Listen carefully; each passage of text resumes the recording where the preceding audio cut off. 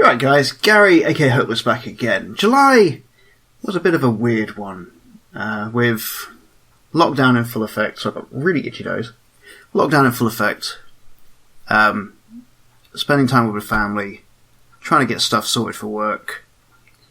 I really didn't get a lot of time for video creation. But I tried streaming some nights, which I did enjoy, and I do want to try and work out a system. Purely because at the moment it's trying to stream in the evenings, which after I finish work at 11, I'm really tired, and if I stream for a bit I probably won't go to bed until about 3 o'clock in the morning, which doesn't really help with family or everyday life. But I'll work something out for that. So what I figured, as you might have guessed by the title of this video, was that I would start a hobby completed painting vlog sort of thing. Just to try and get back into a routine of making videos. Hay fever's really kicking in. So this is what I've done, issue 1. Just to give you a heads up, there's a tiny bit of 40k and a lot of animals. Enjoy! Starting off July, I finished the new Fabius Bile miniature from Games Workshop. This was done with a mixture of contrast and Instar alpha paints. Really enjoyed painting this one, and the model was actually quite nice as well.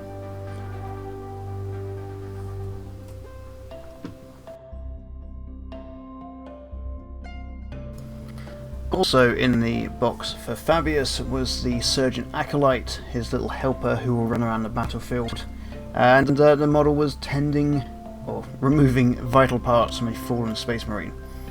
Again, this was quite a nice little distraction, quite a joy to paint, just didn't really think too much about it. As again, this was Instar Alpha and contrast paints. To be fair, it will mainly be contrast and Instar Alpha for the next couple of models. So, hope you enjoy. Stepping back from 40k now, I went back over to Oathsworn Miniatures Burrows and Badgers range. This is the Mist Gast, a sort of undead mouse. I'm actually really happy with how it came out. I've had this one primed and ready to go for a while, as long as the next model. But yeah, I think I sort of captured the undeadness quite well with it. I'm not dry brushing on the sword, the ghostly flame, my best work, but I like it. Sticking with Oathsworn Miniatures, this is Rosalie Quickpaw, the Mouse Battle Dancer, and I'm actually really happy with how this came out. Sadly, I have just noticed it took a little bit of a knock, which has got a little ding on her skirt, but I don't think it's too noticeable unless I've just pointed it out to everyone. As I say, she's a tiny little model, and this was just sort of a late night, just trying to relax and unwind after work painting session. Came out nice. These next ones are from the Cats of Crumpton Kickstarter that I got from Northumbrian Tin Soldier. I really enjoy this range, and these models are absolutely amazing. I'll put a link down below to the website, you can buy them all now. This was Nefrini the Thief. I'm really happy with how the lamp came out. I know it might be a really small thing to be happy about, but little victories, I'll take that. Also, the eyes for these models are probably some of the best eyes I've done so far. Now, that might not be saying much if you're really good at doing eyes. I'm not, I suck at them. So these guys, these were fun to paint. I started doing these on some test streams over on Twitch, and ended up finishing each model over the course of a live stream. If you did tune into that, thank you for watching, and there'll be lots more to come. But yeah, this is Nefrini the Thief. Following on from Nefrini, it was Sir Hector the Fighter. This was quite nice to paint.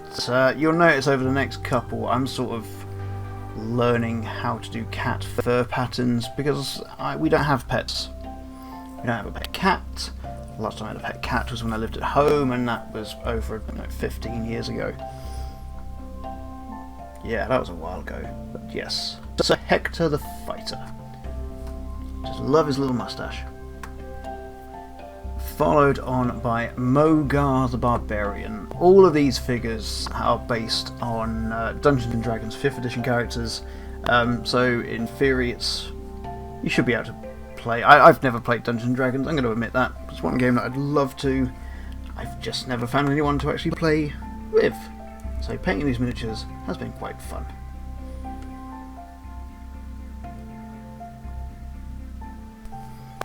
And this was Vivian the Rogue. I'm going to admit, I'm not too fond of how this one came out. I think I used too many dark colours. Yeah, I enjoyed painting her even. She just didn't come out as well as I thought she would. That's okay, not everything you do is going to be perfect, and I accept that. And this is Gerald the Wizard. Fine name for a wizard, Gerald. But yeah, as you can see, I think the eyes are getting better with each one. Yeah, the more I look at these, the more I kind of wish I'd actually using these in an actual game. But I'm not, so I just have to make do with painting them. And of course, what adventuring group would be complete without a bard? And this is Malik the Bard. I quite like his little lute, and the feather in the hat I think came out quite nicely as well. It's always fun. Always fun to paint these little guys. Well, the eyes do appear to be getting smaller with each miniature, which is quite funny to me. Now, this guy was a stretch goal in the Kickstarter. He was a Kitten Knight. Heroic scale Kitten Knight, cast in white metal, complete with 25mm base. He doesn't really have a name. I just keep calling him Captain of the Guard, because he looks like he leads the Kitten Guard, which is a completely additional force that I've also got in this Kickstarter. I've not done any of those models yet, but yeah, quite like the idea of him just being like nice shiny silver armour. A white gold as well on the visor. Always fun. Again, this was me starting to get a better idea of fur shading. This is Russo the Monk. Now I'm going to be honest, I don't really know what I was thinking giving him blue fur. I'm happy with the way it came out, I just have no idea why I thought this monk would have blue fur. Yeah. It's also the first one, I think, where I started using the wet palettes to try and blend colours together. Not sure how it came out. I'm in two minds. Sometimes I look at it and think it went pretty well. Other times I think I could have done a lot better. But, you know, live and learn. Now, this is probably my favourite of them so far.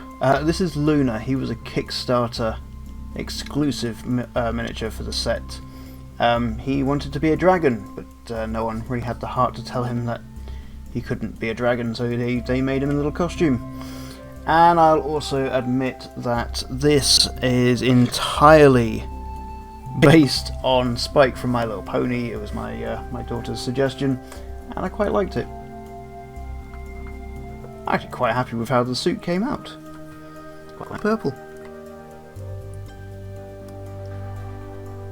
And this is actually linked to Luna. This is Luna's mortal enemy, the Hedgehog. That's all the information you get. Luna doesn't like this Hedgehog. This Hedgehog doesn't like Luna. It's just a small Hedgehog model, which I quite enjoyed painting. It was a laugh. I figured I'd build up the base on this one just to be a bit more imposing, or try to be. It was good. And this is Flynn the Ranger. He was one of the last ones I finished over streaming on Twitch, and other than Luna, I think one of the better ones that came out. This is when I first actually started properly messing about with Instar paints and turning them into washes, and it was a lot of fun. I think this is also the model that I was painting while streaming one night, so that I actually got a bit more of a following, which was nice. But yeah, Flynn the Ranger. I like it. I like the eye patch.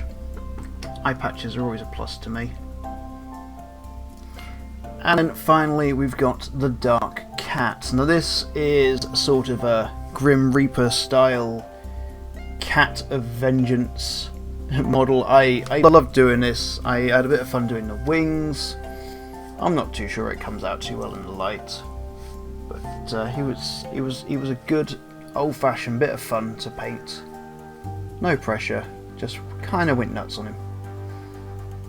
He is sort of half ginger, half burnt wood, is how I would describe the colour scheme, although for some reason that's not coming out too well on the screen right now. But yeah, it was fun. I enjoyed painting these. I'll put links to everything that you've seen so far down below, and yeah, actually let's cut this. That was the last model I finished this month. So that was everything that I painted in July. My current plan is that if I can stream on Twitch regularly, I will do one of these each month, because I know not everyone's going to be watching that. I don't really know. We'll see what happens. But yeah, I'll put links down below for everything that you've seen in this video and where you can buy them. I'm pretty sure I don't have affiliate links for those, so that would just be go straight through and support the people making the miniatures, and quite frankly you should, because some of them are absolutely amazing. Definitely the Northumbrian Tin Soldier and Oathsworn Miniatures, they're both fantastic indie model makers, or miniature makers. Yeah, so thanks for watching. Can you let me know if you like this sort of thing? If you do, I'll keep doing it. If not, I'll probably still keep doing it, I just won't have anyone watching it. Yeah, I'm also doing this through the broadcasting software, so I don't know how well the quality is going to be on this, so we'll all find out in a minute. As always, I was Gary, thank you for watching. Like, subscribe, see you in the next one, you know the drill. It's all good, so until then, see ya.